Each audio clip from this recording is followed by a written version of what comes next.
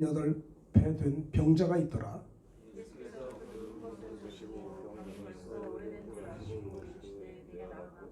병자가 대답하되 주여 물이 움직일 때 나를 못에 넣어주는 사람이 없어 내가 가는 동안에 다른 사람이 먼저 내려가나이다. 그 사람이 곧 나와서 자리를 들고 걸어가니라. 이날은 안식일이니 이르되 안식일인데 내가 자리를 들고 하는 것이 옳지. 대답하되 나를 낫게 한 그가 자리를 들고 걸어가라 하더라 하니 고침을 받은 사람은 그가 누구인지 알지 못하니 이는 거기 사람이 많음으로 예수께서 이미 피하셨음이니라.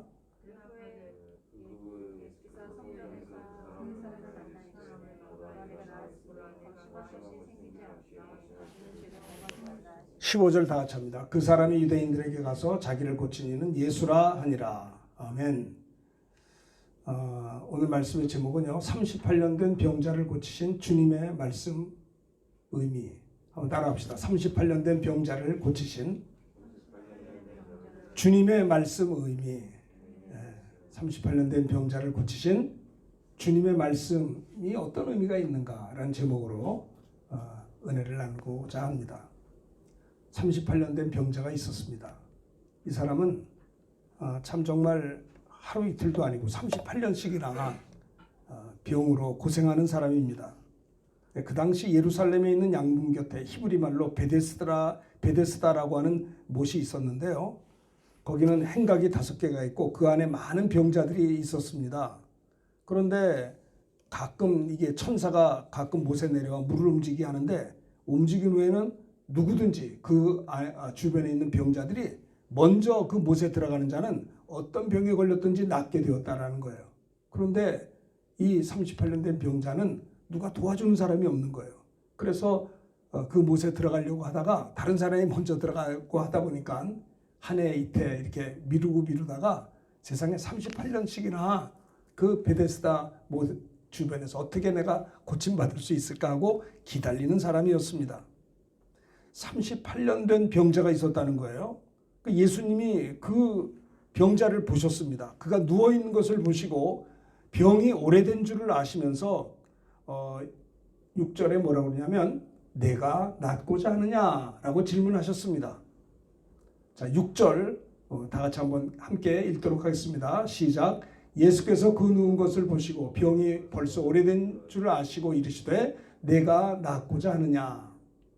38년 된 병자가 얼마나 병이 오래됐습니까?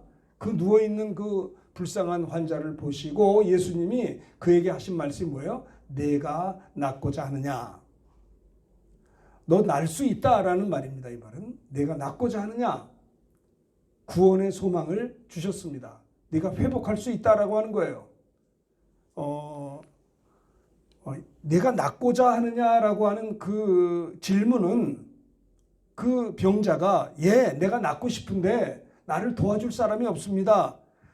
저를 좀 도와주세요. 제가 낫기 원합니다라고 하는 그 병자의 고백을 주님이 듣고자 했던 것입니다.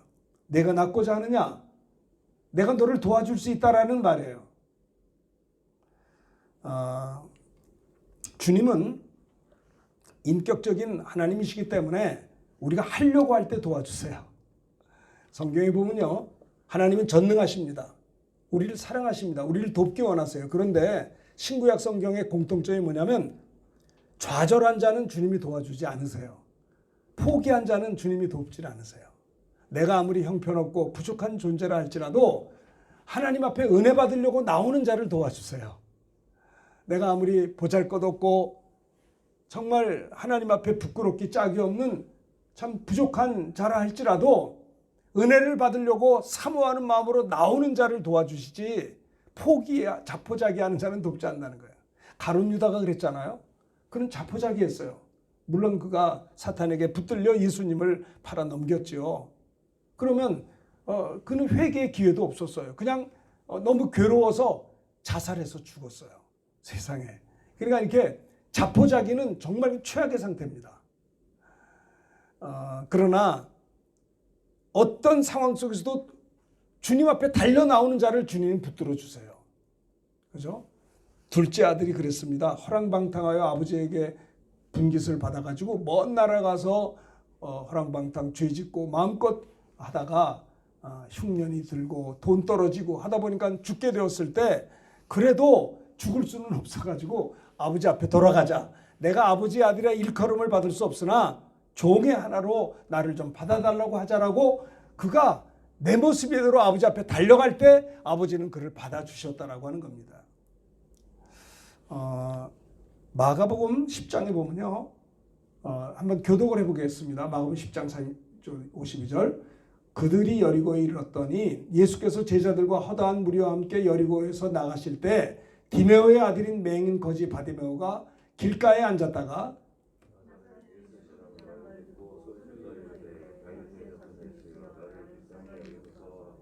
많은 사람이 꾸짖어 잠잠하라 하되 그가 더욱 크게 소리질러 이르되 다윗의 자손이여 나를 불쌍히 여기소서 하는지라.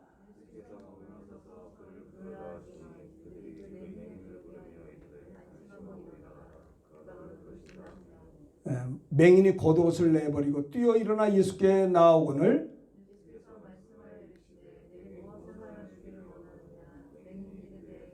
52절 다 같이 합니다. 예수께서 이르시되 가라 내 믿음이 너를 구원하였느니라 하시니 그가 곧 보게 되어 예수를 길에서 따르니라. 맹인입니다. 앞이 보이지가 않아요. 그런데 보면 길가에 앉았다가 예수님이라는 말을 듣고 소리를 지르는 겁니다. 나를 도우소서, 나를 불쌍히 여기소서 부르짖었어요. 사람들이 꾸짖어 잠잠하라, 야 좀 가만 좀 있어라 하니까 더 크게 소리 지릅니다. 다윗의 자손이여 나를 불쌍히 여기소서. 통성기도죠. 뭐 소리 높여 기도하는 거니까. 예수님이 사람의 외모를 보고 사람은 사람의 외모를 보고 사람을 판단하지만 우리 주님은 사람의 외모를 보지 아니고 중심을 보시거든요. 그 수많은 무리들이 있었지만은 그 아무도 주목하지 않는 앞이 보이지 않는 불쌍한 맹인, 보잘것없는 그 불쌍한 장애우를 주님이 그가 부르짖어 기도할 때 주님은 바쁜 발걸음을 머물러 서서 저를 부르라. 맹인을 불렀습니다. 안심하고 일어나라. 그가 너를 부르신다. 주님이 불러주셨다라고 하는 겁니다. 맹인이 기뻐가지고 겉옷을 내번져버리고 뛰어 일어나 예수께 나옵니다. 근데 잘 보세요. 주님이 그 맹인을 향해서 말합니다. 내가 네게 무엇 해주길 원하느냐? 아니 몰라서 묻나요? 내가 너에게 무엇을 해주길 원하느냐 했더니 그 맹인이 뭐라 했어요? 제가 보기를 원하나이다.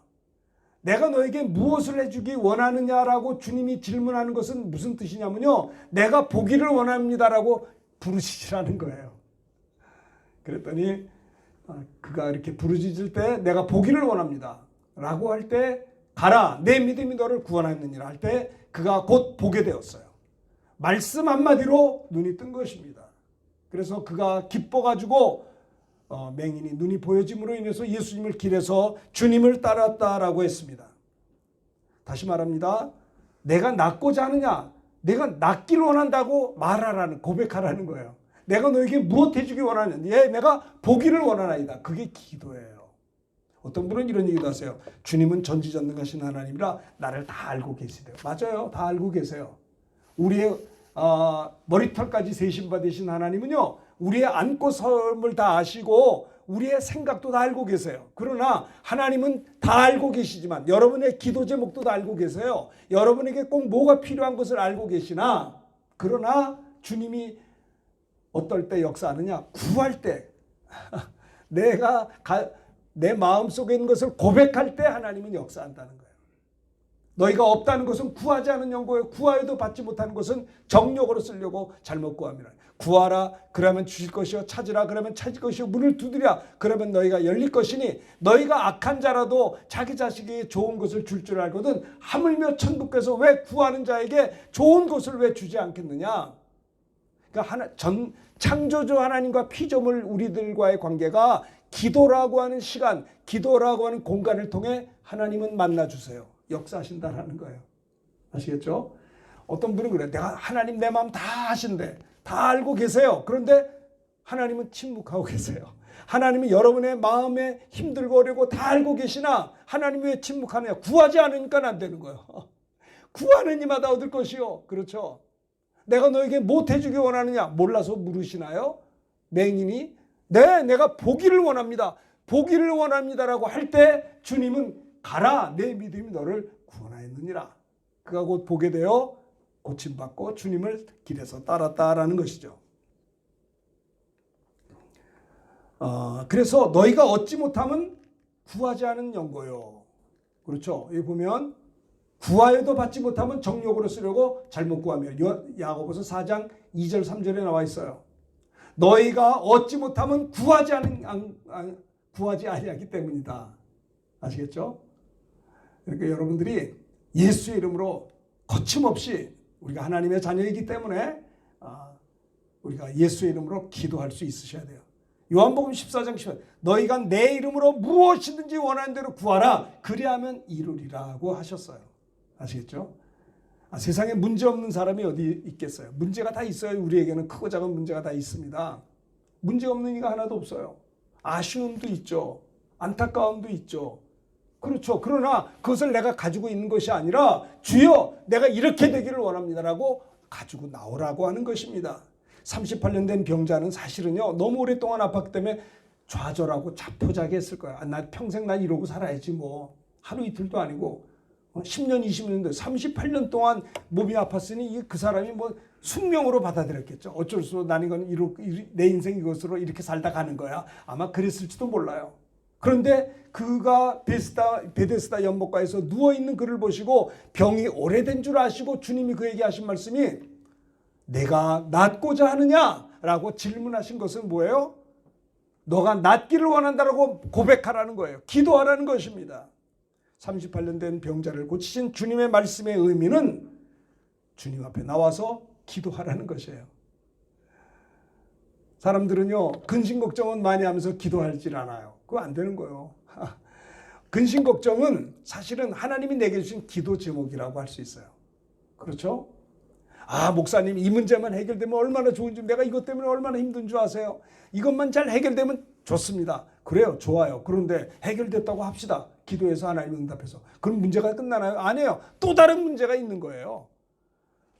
우리가 부산에 그 해운대 같은데 바닷가 있잖아요. 바닷가 하면 참 신기한 게 뭐냐면 파도가 칩니다. 이렇게 착 와서 파도가 찰싹 그다 뒤로 갔다 또 치고, 그 신기하게 계속해요. 쉬지 않고 파도가 치고 또 물러갔다 또 파도가 치고. 그때 생각했어요. 우리 인생은 저거야. 한 문제가 왔다가 해결되면 또 물러가다가 또 다른 문제가 오고. 살아있다는 것 자체가 문제 아니에요? 끊임없이 문제가 있는 거예요. 그렇죠? 우리 형제님도 직장생활 하면서 이거 이렇게 됐으면 좋겠다. 됐다고 합시다. 내가 목표한 게 됐어요. 그럼 문제가 끝나 또 다른 목표가 또 있어요. 끊임없어요. 그래서 우리는 주님이 38년 된 병자를 고치신 주님의 말씀의 의미가 뭐냐? 내가 낫고자, 내가 이렇게 되기를 원한다라고 끊임없이 기도하자는 거예요. 저도 목회를 하지만 옆에 이웃교회 목사님들 중에서 제가 가장 부러운 목사님 누구냐면 기도 많이 하는 목사님들이 부러워요. 물론 목사님들이 다 기도 많이 하시죠. 그런데 특별히 기도 많이 하시는 목사님들이 계시거든요. 그분들을 보면 참 존경스러워요. 매일 3시간씩 기도하고 새벽에 4시간씩 기도하는 분도 계세요. 물론 1시간, 2시간도 하지만 3시간을 기도하고 4시간 기도하는 분 보면 벌써 달라요. 자, 봅시다. 구하여도 받지 못해 잘못 쓰고. 자, 봅시다. 자, 여기 한 절씩 교독합니다. 야고보서 4장 6절부터 8절. 그러나 더욱 큰 은혜를 주시나니 그러므로 일렀으되 하나님이 교만한 자를 물리치시고 겸손한 자에게 은혜를 주신다 하였느니라.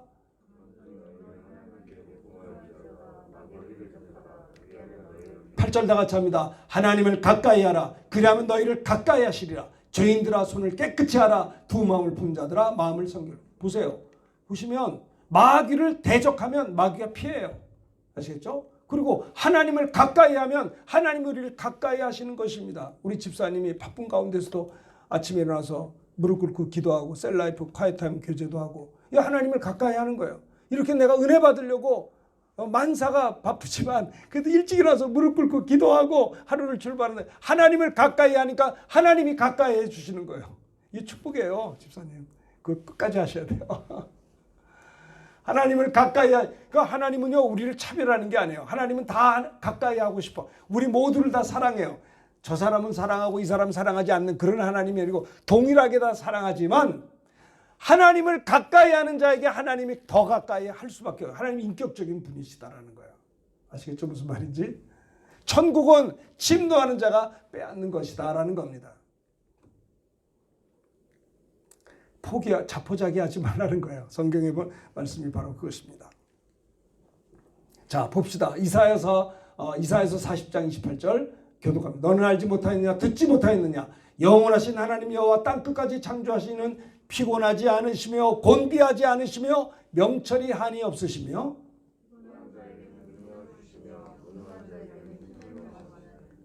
소년이라도 피곤하고 곤비하며 장정이라도 넘어지며 쓰러지되 오직 여호와를 앙망하는 자는 새 힘을 얻으리니 날개치며 올라간 같을 것이요 다른 박질하여도 곤비하지 아니하였고 걸어가도 피곤하지 아니하리로다. 이 말씀 보면 옛날에 그 이영무 선수가 생각이 나요. 여러분 젊으신 분들은 잘 모를 거예요. 이영무 축구 선수가 있었어요. 지금 목사님이세요. 근데 그분이 차범근 선수는 잘 알죠. 차범근 선수와 이영무 선수는 같은 레벨이에요. 그때 같이 활동했던 우리 한국 축구의 아주 거목이었죠. 근데 이영무 그 집사님 그때 이제 집사님이셨어요. 근데 그분이 그러더라고요. 제가 목동에서 목회할 때 우리 교회에서 초청해서 집회를 했었는데 저한테 그분이 키가 크질 않아요. 165인가 170이 안 될 거래요. 이영무 집사님이 축구 선수인데. 근데 그분이 이런 얘기를 해요. 목사님, 축구 국가대표 선수가 조건이 있습니다. 첫째, 스피드가 있어야 된대요. 그리고 파워가 있어야 된대요. 그리고 테크닉이 좋아야 된대요. 이 세 가지가 탁월해야 국가대표가 된다는 거예요. 근데 자기는 키가 그렇게 크지 않기 때문에 스피드가 좀 부족하대요. 키가 커야지 빨리 갈 거 아니에요. 170이 안 되시는 것 같아요. 근데 그분이 이 축구 선수의 특징은 스피드가 있어요. 스피드. 빨리빨리 뛰어가야 될 거 아닙니까? 그 다음에 두 번째 파워가 있어요. 파워. 슈팅을 쏘도 파워가 있어야지 된다는. 세 번째는 테크닉이 좋아야 된대요. 근데 자기는 스피드가 좀 부족하대요. 키가 작아서. 그러니까 몸이 작으니까 왜소하니까 파워도 좀 적어요. 테크닉도 부족. 그런데 자기는 국가대표라는 거예요. 그래서 제가 기도하면서 그런 얘기를 해요. 그분이 제일 먼저 축구를 하면서 하나님의 영광을 위해서 자기는 축구 선수가 됐다는 거예요. 그래서 골링을 넣으면 무릎 꿇고 기도했어요. 그게 최초였습니다. 나중에 뭐 이영표 선수도 하고 이렇게 했잖아요. 했는데 이 정말 여러분 예수 믿는 걸 자랑한 분이 부끄러워하지 않았어요. 나는 크리스찬이다. 골링을 넣는다면 너무 기뻐서 무릎 꿇고 기도했어요. 결국 나중에 그분이 목사님이 되셔서 이제 목회하고 계시죠. 근데 그분이 그런 얘기를 해요. 자기는 국가대표에서 밀려나지 않으려고 잘못하면 밀려나거든요. 국가대표가 된 것도 중요하지만 성적이 안 좋으면 이제 후보로 이제 밀리는 거예요. 그래서 자기는 기도했대요. 하나님 영광을 위해서 내가 축구를 하는데 나는 키도 작고 스피드도 약하고 파워도 약하고 부족한 게 많습니다. 그래서 하나님께 기도하면서 이런 기도를 했대요. 하나님 저 키 큰 우리 동료 축구 선수들이 2발 뛸 때 나는 3발 뛰게 해주세요. 그러니까 그분이 별명이 부지런한 선수예요. 부지런한 선수. 그러니까 많이 뛰는 거예요. 심장이 터질 정도로 많이 뛰어야 작은 키를 커버할 수 있었다는 거예요. 스피드를 커버할 수 있었다는 거예요. 근데 어떻게 하냐면 이 이사야서 40장의 말씀을 자기는 고백을 한대요. 피곤한 자에게는 능력을 주시며 무능한 자에게는 힘을 더하시나니 소년이라도 피곤하며 곤비하며 장정이라도 넘어지며 쓰러지되 오직 여호와를 앙망하는 자는 새 힘을 얻으리니 독수리가 날개치며 올라간 같을 것이요 다른 박질하여도 곤비하지 아니하겠고 걸어가도 피곤하지 아니하리로다. 이영무 선수가 말입니다. 축구를 하면서 막 너무 뛰니까 심장이 터질 것 같아요. 막 뛰면서 내가 하나님을 앙망합니다. 하나님 나에게 새 힘을 주옵소서. 독수리가 날개치며 올라갔던 새. 그래서 그분의 특징은 부지런한 선수예요.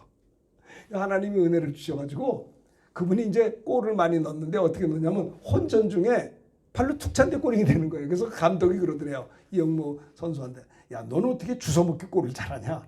그러니까 이제 막 혼전에서 난리 날 때 툭 치면 골이 되는 거예요. 그러니까 하나님의 은혜죠. 그는 한순간도 쉬지 않고 달려요. 자기가 정말 어떤 때는 막 심장이 너무 많이 뛰어서 힘든데 여호와를 앙망하는 자는 새 힘을 주시옵소서. 이 말씀이 자기를 살렸다는 거예요. 할렐루야. 아시겠어요? 하나님 말씀에 의지하여 그는요 기도했던 것입니다. 자기의 약점과 부족함을 커버하고도 남았던 것이에요. 그분이 정말 골링을 많이 넣었어요. 예전에 한국 축구를 많이 일으켰죠. 나는 이 이사야 40장을 볼 때마다 이영무 집사님, 지금 이제 목사님이시죠. 그 이영무 축구 선수가 생각이 나요. 가만히 있는 자에게 은혜 주시는 것이 아니라 하나님을 사모하는 자, 하나님을 앙망하는 자에게 하나님이 새 힘을 주신다라는 것입니다. 얼마나 피곤한 일이 많으세요. 피곤하고 지치고 마음 상하고 마음이 힘들 때가 많죠. 우리가 새 힘을 얻어야 되는 겁니다. 물론 좋은 음식을 먹는 것도 좋아요. 그러나 오직 여호와를 앙망하는 자에게 새 힘을 주시고 하나님이 나에게 지혜를 주시고 은혜를 주신다라는 거예요. 나는 부족하고 연약할지라도 내 모습 이대로 주 앞에 나와서 하나님 나에게 은혜를 주옵소서. 독수리가 날개치며 올라. 독수리 날개가 대단해요, 여러분요. 독수리 날개가 어느 정도인 줄 아세요? 여러분 비행기가 보통 국내선이 800km입니다. 시속이. 국제선은 한 1000km 넘죠. 근데 헤리콥터가 300km예요. 헤리콥터 저 타봤는데 군에 있을 때 그 시속이 300km예요. KTX하고 똑같아요. KTX도 300km잖아요. 근데 이제 헤리콥터의 특징은 뭐냐면 비행기는 무조건 가는데 헬리콥터는 서 있어요. 가만히 또 있어. 헬기는 서서 멈출 수가 있어요. 네? 가기도 하지만. 그래서 헬기는 공격형 헬기가 있는 거예요. 딱 멈춰서 이제 막 그 총 쏘잖아요. 거기서 기관단총을. 독수리가 태풍이 불면 말입니다. 전봇대 같은 게 막 부러져요. 태풍이 세게 불면. 그런데 태풍 가운데서 독수리가 창공에 올라가서 날개를 쫙 피는데 태풍을 이긴다는 거예요. 독수리 날개가 얼마나 센지 막 새 중에 왕이죠. 그가 독수리가. 그 태풍 다 모든 게 휩쓸려 나고 전봇대가 부러지는 그런 강풍 속에서도 독수리의 날개는요 얼마나 튼튼한지 태풍 속에서 정지하고 서 있는다는 거예요. 독수리가 날개짓이 엄청난 거예요. 여호와를 앙망하는 자에게는 새 힘을 주시는데 독수리가 날개치며 올라가는 것이요 다름질하여도 곤비치 아니하겠고 걸어가도 피곤치 아니하리로다. 요즘에 얼마나 피곤한 일이 많아요. 환절기 때 감기걸리기도 쉽고 막 면역이 떨어질 수 있잖아요. 그러나 우리는 하나님을 앙망하는 겁니다. 하나님을 바라보는 겁니다. 하나님이여 나에게 힘을 주옵소서. 내가 하나님을 사모합니다. 은혜를 주옵소서. 주여 내가 낫기 원합니다. 내가 38년 된 병자라 할지라도 고질적인 체념적인 숙명적인 좌절이 아니고 나는 이것이 싫습니다. 나도 건강하기 원합니다. 은혜 받게 되기 원합니다. 하나님이여 나에게 은혜를 주옵소서. 새 힘을 주옵소서. 하나님을 앙망하는 자에게 은혜를 주시는 거예요. 미련하고 부족하들지라도 미련하잖아요. 그러니까 어떻게 해요? 하나님 나에게 지혜를 주세요. 후히 주시고 꾸짖지 않냐는 하나님께 지혜를 구하라. 그러면 주시리라고 했어요. 사업하시는 분들 얼마나 힘드세요. 때로는 우리가 미련해요. 그래서 시행착오를 많이 해요. 내가 왜 이렇게 결정을 했지 바보같이. 그래서 우리가 실수할 때도 있어요. 저와 여러분들이. 그럴 때마다 하나님께 기도하세요. 하나님 나에게 지혜를 주옵소서. 하나님 시행착오하지 않게 해주옵소서. 나에게 판단력을 주셔서 좋은 결정을 하나님의 영광을 위해서 좋은 결정을 할 수 있게 지혜를 달라고 기도하시면 승리하게 될 줄로 믿습니다. 솔로몬에게 지혜를 주셨듯이 하나님의 영광을 위해서 살겠사오니 하나님 나에게 세상의 유혹을 이길 수 있는 믿음을 주시고 지혜를 주시고 하나님 어떤 사업을 할 때도 좋은 판단력 속에서 이웃을 만나더라도 그렇잖아요. 이웃을 얻어야 될 거 아니에요. 그러니까 말 한마디에 우리가 정말 이웃을 얻을 수도 있는데 하나님이 나에게 지혜를 주시고 새 힘을 주시고 하나님 내가 하나님을 앙망합니다. 하나님을 바라봅니다. 새 힘을 얻게 된다라고 하는 것입니다. 38년 된 병자를 고치신 주님의 말씀의 의미는 첫째는 내가 낫고자 하느냐 낫기 원합니다라고 말하라는 거예요. 좌절하지 말라는 거예요. 포기하지 말라는 거예요. 체념하지 말라는 거예요. 내 병은 숙명적이지 그런 게 어디 있어요. 그리스도 안에 있으면 새로운 피조물이라 이전 것은 지나갔으니 보라 새 것이 되었도다. 주님이 함께하면 바다도 육지와 같이 건너게 되는 겁니다. 여리고 성도 무너지게 되는 것이죠. 이사야 선지자는 시편 기자는 하나님이요. 자, 시편 42편 1절 다 같이 읽읍시다. 시작. 하나님이여 사슴이 시냇을 찾기에 갈급한 같이 내 영혼이 주를 찾기에 갈급하나이다. 하나님이여 내가 은혜 받기를 갈급하나이다. 이렇게 살고 싶지 않습니다. 이렇게 내가 시시하게 예수 믿으면서 살고 싶지 않습니다. 하나님이여 내가 아무 감동도 없이 이렇게 무미건조하게 신앙생활하고 싶지 않습니다. 내가 주님의 사랑에 충만하여 은혜 받고 살게 되기 원합니다. 하나님이여 사슴이 시냇물을 찾기에 갈급함같이 내 영혼이 주를 찾기에 갈급하나이다. 예, 복음성가도 있죠. 사슴이 시냇물을 찾기에 갈급함같이 내 영혼이 주를 찾고자 주를 갈급합니다. 그런 찬송이 있어요.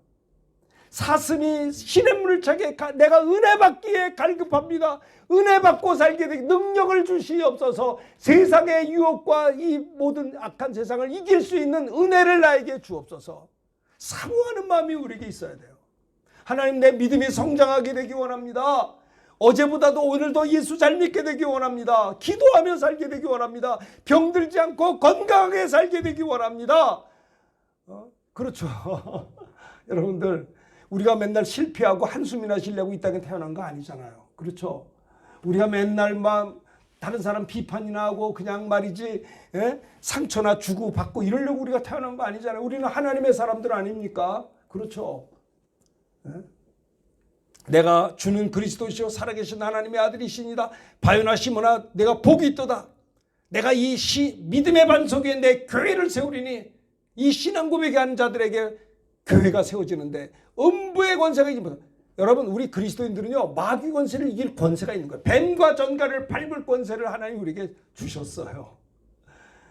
여러분들이 빛이 어둠을 내어 쫓듯이 여러분들이 예수의 이름으로 기도할 때 악한 영이 떠나게 될 줄로 믿습니다. 아시겠어요? 내가 교만하게 살아도 안 되지만 내 스스로를 너무 과소평가하지 마세요. 나는 질그릇 같아서 깨지기 잘하고 부서지기 잘해서 저도요 내가 나를 볼 때 실망할 때가 많아요. 내가 이것밖에 안 되나? 질그릇이에요. 그러나 질그릇같이 깨지기 잘하나 질그릇 안에 보배로운 주님이 내 안에 계시기 때문에 내가 나를 존중하는 것입니다. 주님이 내 안에 계시잖아요. 여러분 안에 계시잖아요. 그 주님 말입니다. 그렇죠? 주님은 38년 된 병자에게 병이 문제가 아니라 내가 주님으로 인해서 낫고자 하는 열망이 있어야 된다라고 하는 것이죠. 그래서 내가 낫고자 하느냐 질문하신 겁니다. 이 말은 뭐예요? 낫기 원합니다라고 말하라는 거예요. 고백하라는 거예요. 기도하라는 거예요. 그러면 주님이 고치겠다는 것입니다. 38년 된 병자는 오랜 세월 속에서 체념할 수밖에 없었던 것은 이해가 됩니다. 그래서 주님은 그에게 낫고자 하는 소망을 일으켜 주셨어요. 우리 형제님도 빨리 회복될 수 있기를 축복합니다. 되실 거예요. 그렇게. 주님은요 우리들의 고백을 듣기 원하세요. 어떡하겠어요? 내 모습 이대로. 아이고 주여, 우리의 기도를 듣기 원하시는 주님, 우리를 사랑하시고 우리를 도와주시고 우리가 회개하고 나아갈 때 우리의 죄를.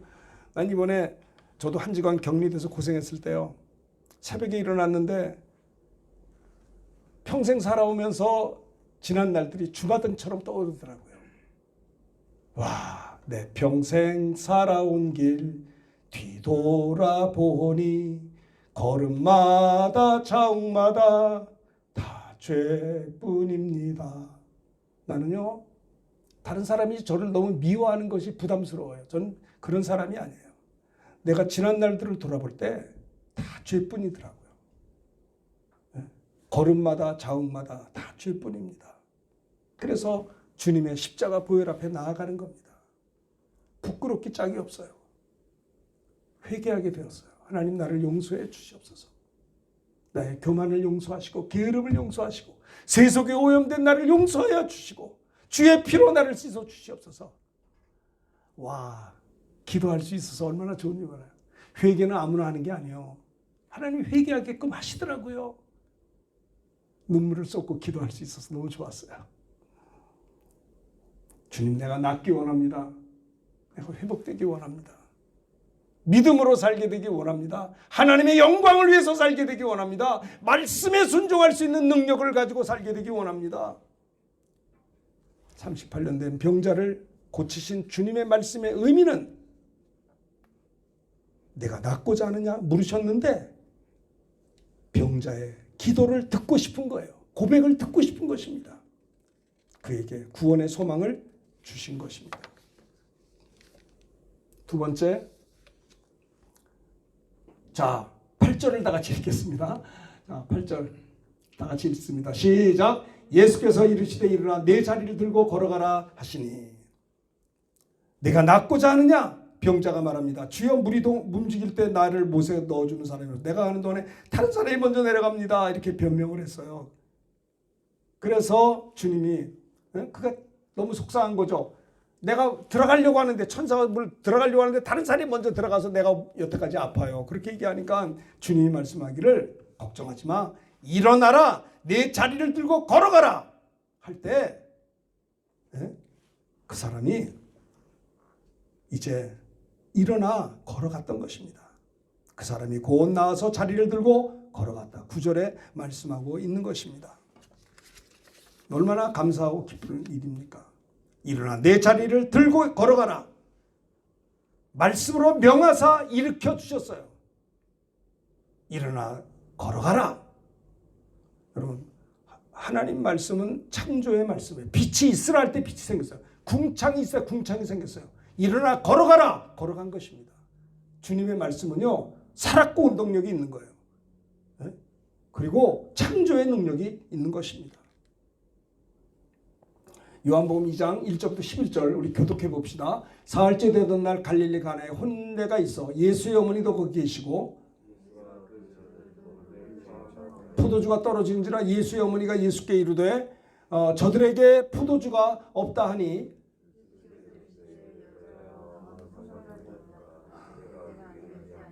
그의 어머니가 하인들에게 이르되 너에게 무슨 말씀을 하든지 그대로 하라 하니라.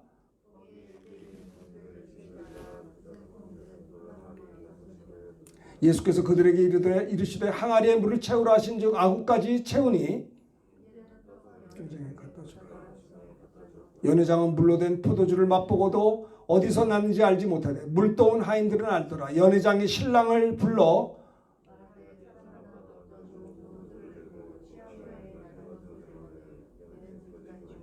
(11절) 다 같이 합니다. 예수께서 이 첫 표적을 갈릴리 가나에서 행하여 그의 영광을 나타내심에 제자들이 그를 믿으니라. 갈릴리 가나 혼인잔치가 있었습니다. 거기에 예수님이 초청을 받고 예수님의 어머니도 초청을 받았습니다. 포도주가 떨어졌습니다. 예수의 어머니가 예수님에게 말씀합니다. 저들에게 포도주가 없습니다. 했더니 예수님이 나와 무슨 상관이 있습니까? 내 때가 아직 이르지 아니했습니다. 예수님의 어머니가 하인들에게 말합니다. 너에게 주님이 무슨 말씀하든지 그대로 하라 했어요. 그게 예수님의 어머니가 제 하인들에게 하시는 이야기입니다. 주님이 무슨 말씀하시든지 그대로 하라.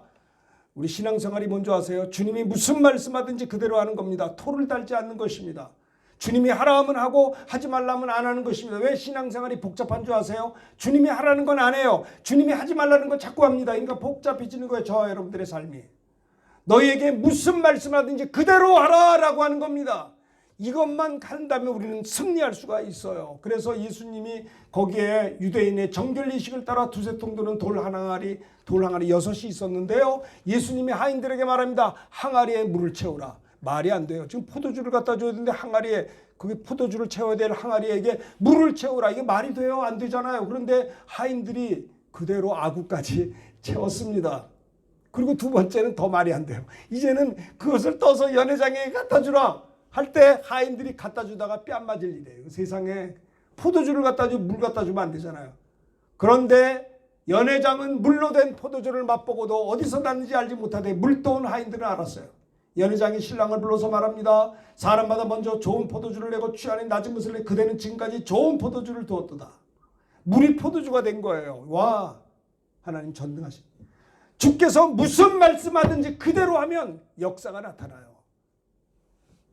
여러분, 우리가 목회를 하면서 사업을 하면서 직장생활을 하면서 삶의 현장 속에서 하나님의 축복 가지고 기쁜 게 아니고요. 말씀에 순종했더니 이렇게 된 것이 너무 감사한 거예요. 아시겠어요?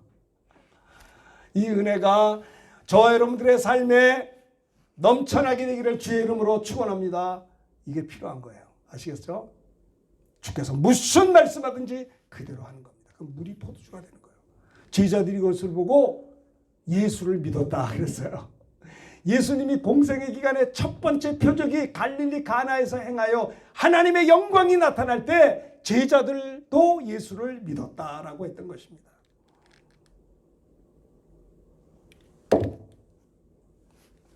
요한복음 21장 1절부터 6절 교독합시다. 그 후에 예수께서 디베랴 호수에서 또 제자들에게 자기를 나타내신 일은 이러하니라.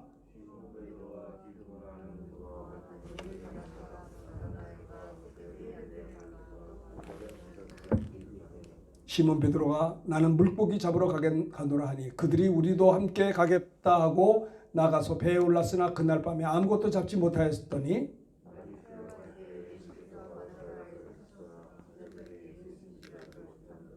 예수께서 이르시되 얘들아 너에게 고기가 있느냐 대답하되 없나이다.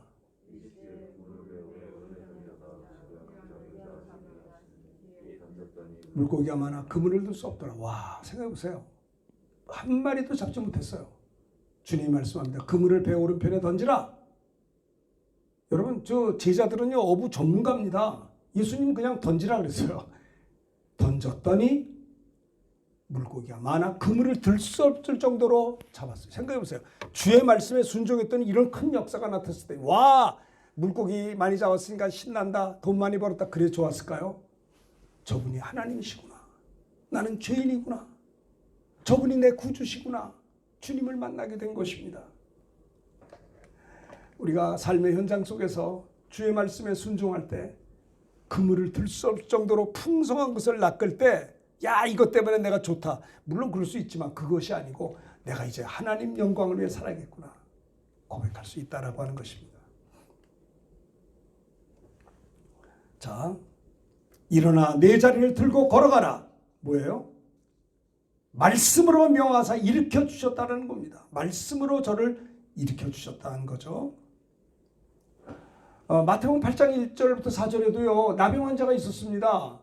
절하면서 말합니다. 주여 원하시면 저를 깨끗게 하실 수 있어요 라고 주님에게 도움을 요청할 때 주님이 손을 내밀어 그에게 대시면서 말씀하기를 내가 원하노니 깨끗함 받으라.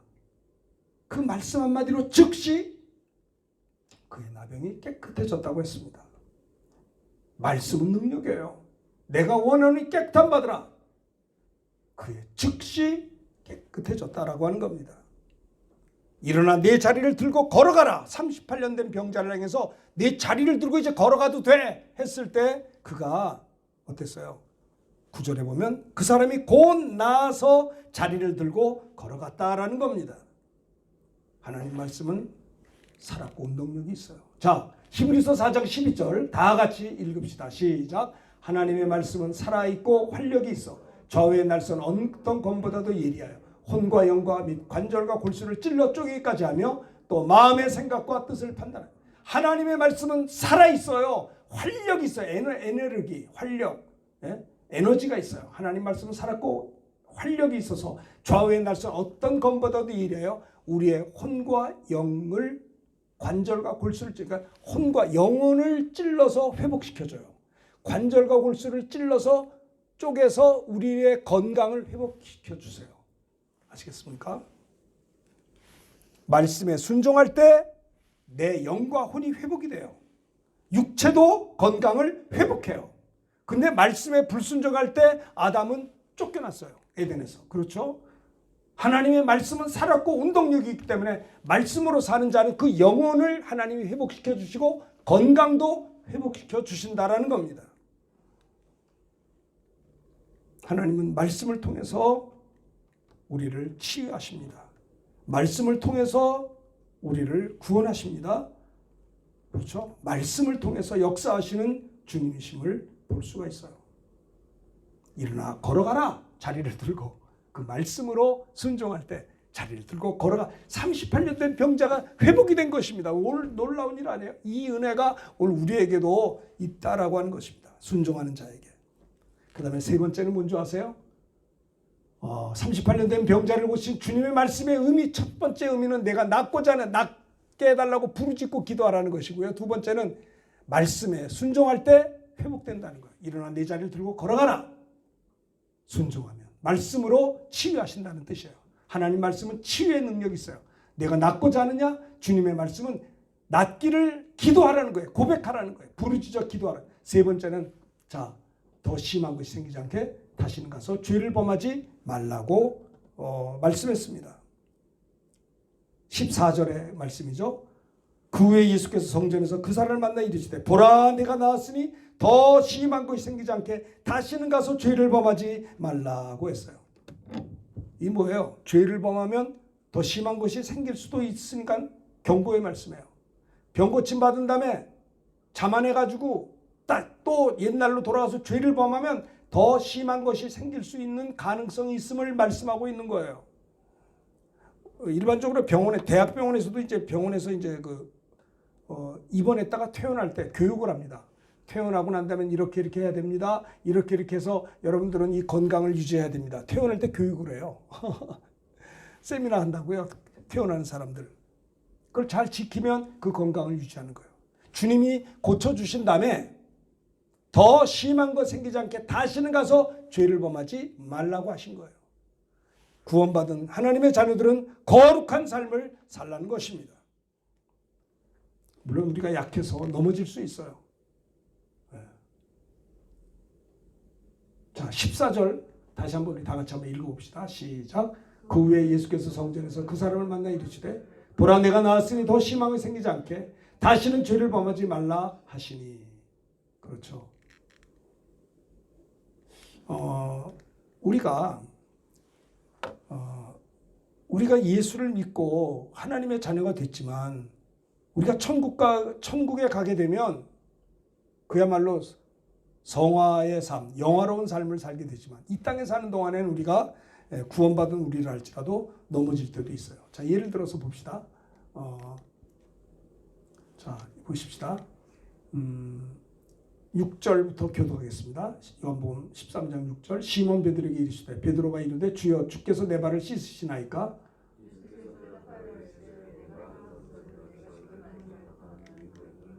베드로가 이르되 내 발을 절대로 씻지 못하시리이다. 예수께 대답하시되 내가 너를 씻어주지 아니하면 내가 나와 상관이 없느니라.